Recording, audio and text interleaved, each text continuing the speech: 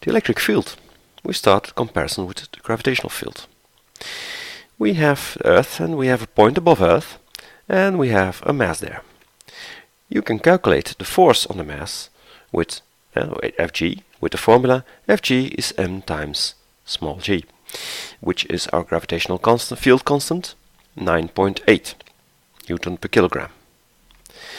Well, but there's also another way to calculate the force between two masses, which is this formula, which gives us a constant, mass of one object, mass of the other, in this case the Earth, divided by the distance r squared. In fact, these two formulas calculate exactly the same thing. Only one is easier, but the other one can be used in more situations. Now, we have another point on Earth, and we can put a mass there, and depending on the position, the distance, this force will be different. Now, in that case, you need or a new g, or you can calculate with this formula, which is, most of those will be the same, except like only the distance toward the center changed. We would only have to change this number. So, when we have a point here, we can say, like, when we don't have a mass here, we can also calculate already something.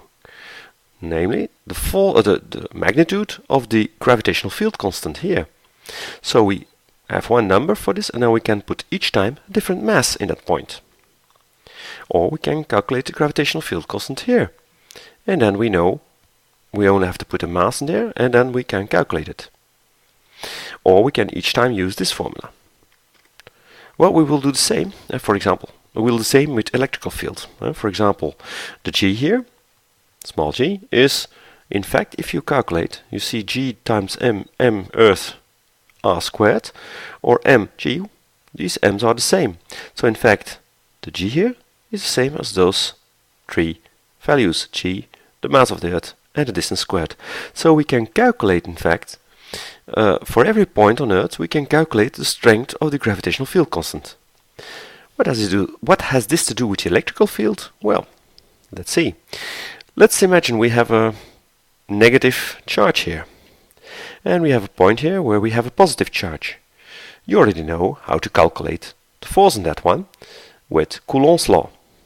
The force is Coulomb constant times one charge, the other charge, divided by r squared. We have another point and charge again, and we can calculate that again. But then we have this point, and we can calculate the strength of the field. If we would do the same, so we calculate the field here, we only would have to multiply the field by the charge we bring into the field to get our force. The same like with our gravitational field. Then we would have to calculate first the field, or would be given it, field is k, our constant of Coulomb, and the charge which makes the field, creates the field, which in this case would be the negative one, divided by the distance towards the center of the point, of the charge. And then we would have a relation between the electrical field, electrical vector, force, electrical field, E is the force divided by the charge which we bring there. So in this case, if we would have the force here, we would divide this by the charge here, Q accent, and then we'd have K, small k is Q divided by R squared. Let's put this all on one schematic.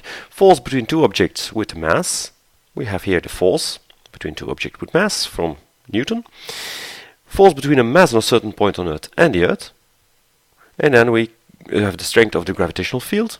On the other side we have the force between two charges, which is this one. Looks in the same form.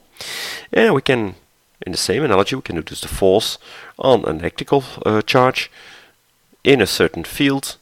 We do this by multiplying the electrical field times the charge which is brought into the field, and then we have the force. Force between a charge on a specific point in relation to another charge Q and the other charge Q. The magnitude of the electric field at the point we can calculate with this. So we have a formula for gravitational field, but now we also have a formula for the electrical field. So we got here a positive charge, and we draw the electrical field in drawings or in schematics. We make it like this, and we have a certain point. So the electric field is everywhere around a positive charge, and in the point P we draw the line to create our force between the midpoint of our charge and the point where we want to know the electrical field, and then we can draw our line. We can calculate the electrical field is the force on a charge in that point divided by the charge we put in that point.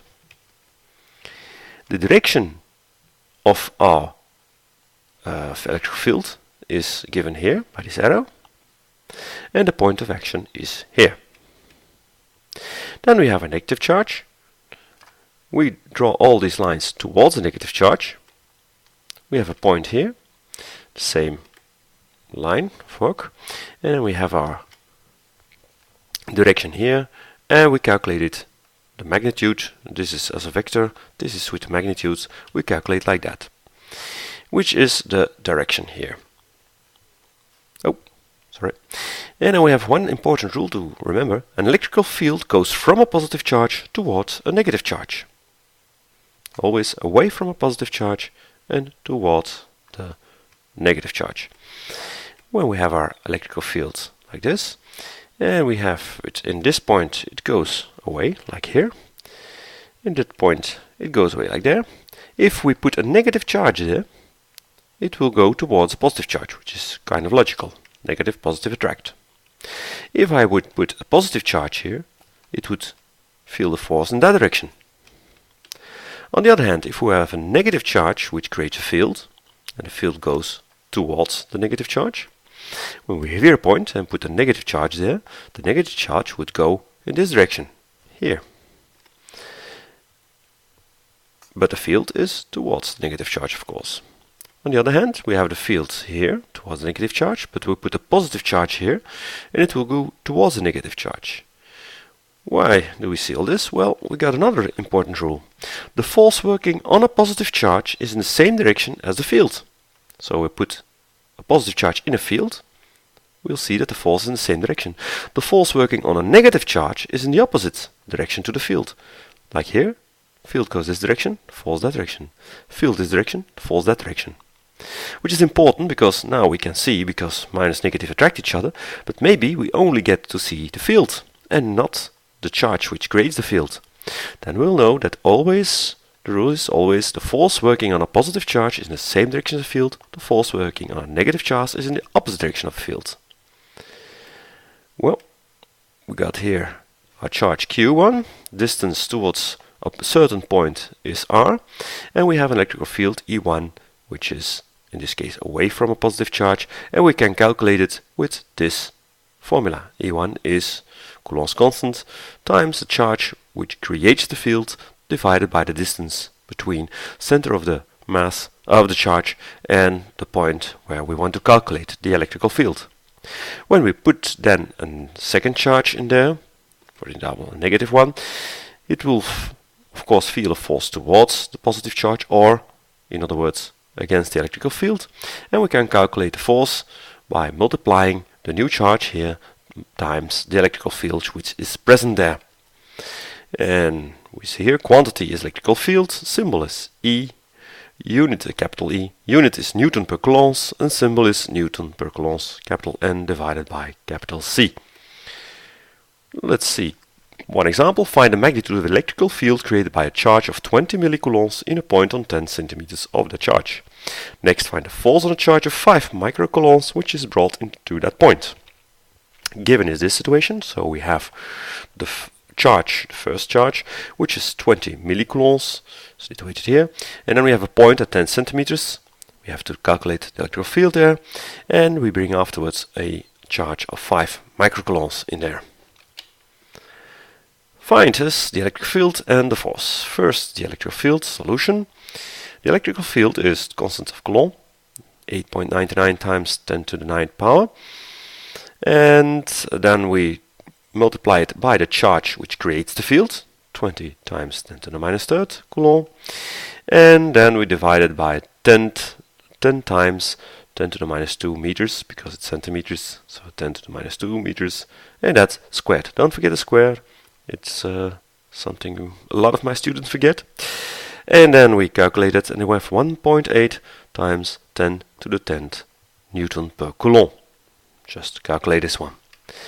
Okay, now we have to find the force. The force is the charge we bring in there into that point, Q2, times the electrical field, which gives us, the force is 5 times 10 to the minus 6th Coulomb, times 1.8 times 10 to the 10th Newton per Coulomb, which gives us 9.0 times 10 to the 4th Newton. Okay, now you can make your own exercises.